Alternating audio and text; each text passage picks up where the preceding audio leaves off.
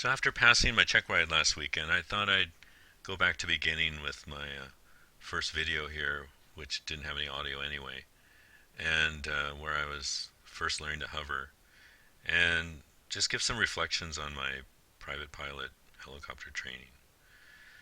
So after 120 hours of training, I had my check ride last weekend and I passed. Um, and of course, I'm so happy to have earned my private pilot helicopter certificate.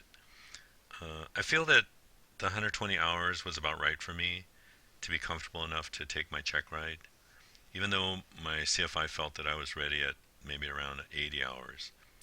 The minimum requirement is 40 hours, and I'm told the average is about 60 to 80 hours. If 120 hours sounds like a lot to you, then maybe here's some thoughts on how you might be able to do it in fewer hours. Tip number one, have a better plan. Start studying ground knowledge early.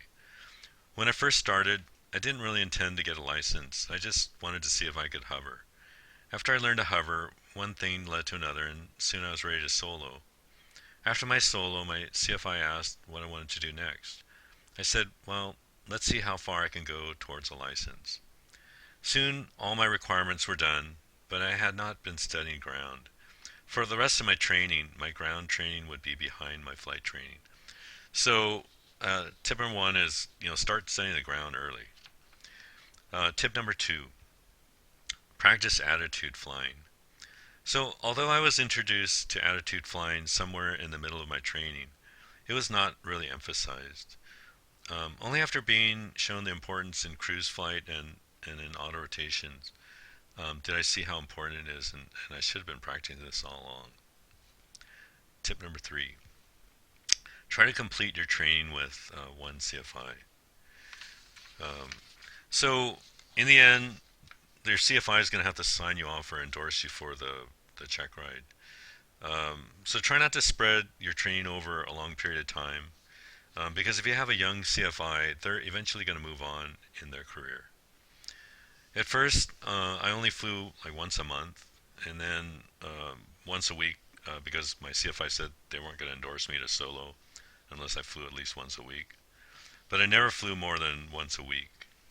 I've had like 10 CFIs. Each new CFI needs to evaluate where you are to train you on your weak areas. So this tends to add time. Tip 4. Try to do this when you're young. So it's harder to convert all this information and knowledge to long-term memory the older you get.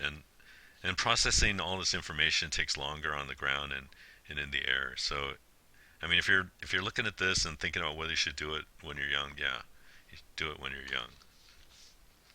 Tip number 5, trust in your CFI. When your CFI says you're ready to take the check ride, then go ahead and schedule and plan to take your check ride, because they're not going to endorse you if they think you're going to fail. Uh, they're going to know when you're ready, and they're going to let you know. So I hope this is going to help somebody in their journey toward their private pilot certificate. So good luck and happy flying.